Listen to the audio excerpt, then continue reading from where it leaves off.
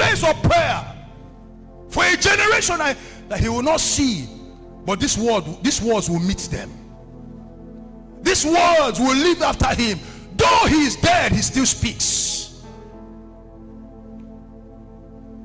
Can we read that word? To ensure that court members encounter Jesus Christ and are effectively equipped to preach the gospel and disciple men everywhere in Nigeria. These were spirit words that a man latched onto in the place of prayer, and he began to ask God for a generation that his legs will not tread upon, but his words will fasten upon their hearts. This was a man, when I was reading the account of the revival in 1930s, how God began to work upon this man in night. Divine injunction. I hope you know what you are asking about, what we are camping around to labor with divine pattern. It will cost you a lot. It will cost you. Then you get to a place, you begin to act like Elisha. Say, Lord, let me just die. It was Elijah. Let me just die. Am I the only one? Because it will press you beyond measure. Paul said we're beyond measure. We despise even life. Press you. It will take you to the crossing. It will take everything that you depend on, everything that you latch on, even the certificate that you have earned in your BSc. He will take it out, so you do not have anything, any crutches to stand upon. That when you come out, the only thing that people can see on you is the image of the Son of the living God. This man journeyed through the night. He didn't even arrive, because then Lagos was the capital, or the capital city. So it was a cosmopolitan city. It was a commercial hub. That was a good place to start ministry. But when he landed, the Lord took him to Elisha, a dark rural environment that was rigged with darkness, rigged with witchcraft. This white man became a shining, a burning star in the midst of darkness. That long after this man is gone, that even when he died, they could not. He said, bury me in the place of my assignment. Bury me, do not take me beyond. That was the likes of Joseph. I hope you know that Joseph's bones, his bones was crying out in the wilderness. Why 600 people died, the bones of Joseph was crying, do not bury me here. Do not bury me here. And the Bible said the bones of Joseph got to the promised land, while men that had breath in themselves died in the wilderness, forgotten, buried, because they didn't know how to partner and stay with Jehovah.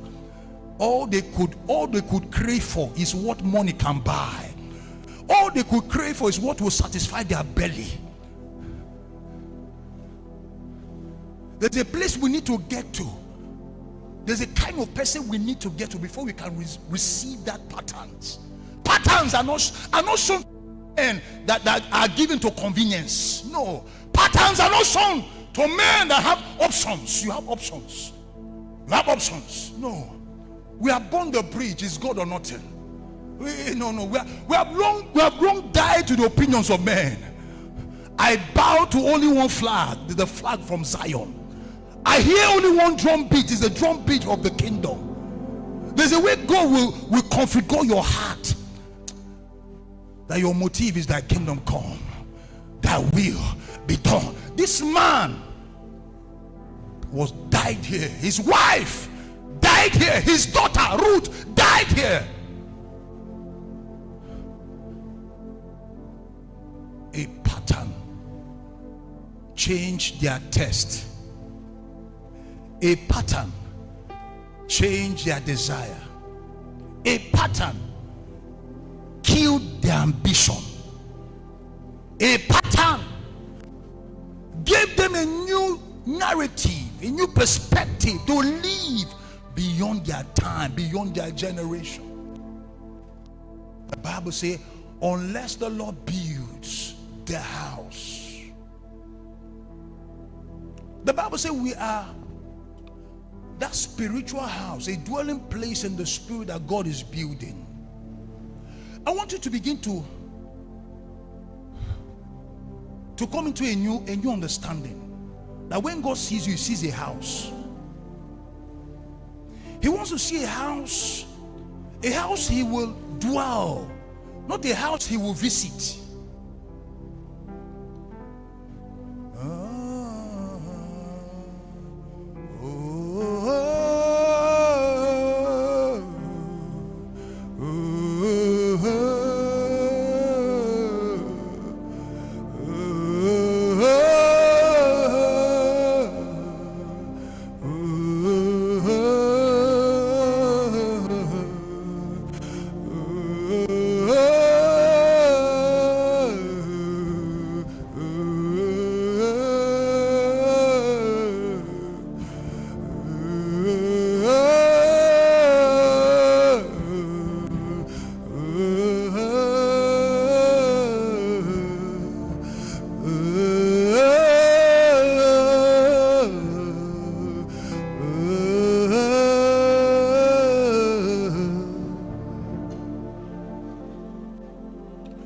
You see, there's a cry you must carry in your spirit.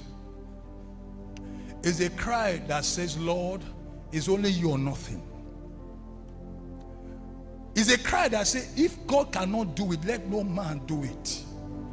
You need to come to that divide. Many of us have not come there. We have not gone to that place where you burn the bridge. You come to the place where Esther came to. If I perish, I perish. Then you will see divine downloads.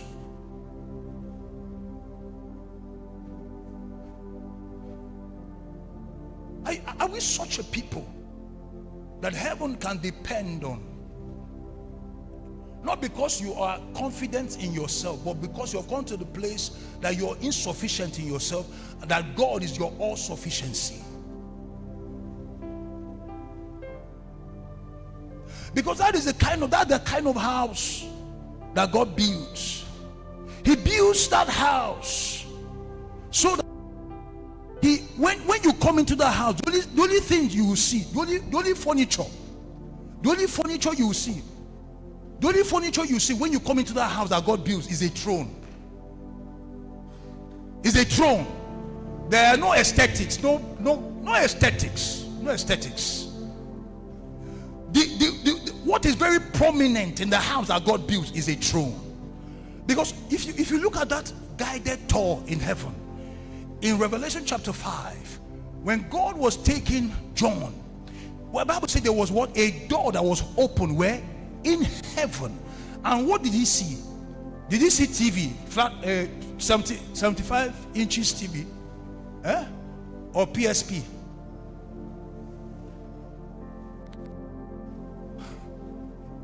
If God comes to you and said, what will be the first piece of furniture that you want to see or you want to use to adorn your house, what will come to your mind? What will be your first option? A throne. A throne. Do you know what a throne is? That is the command tower where decisions are made. Because where the king is, his words are powerful. He rules from the throne. God doesn't need to stand. Just mere speaking, because little is much when the king is involved. He just does it. Oh, he does like this. He does like this.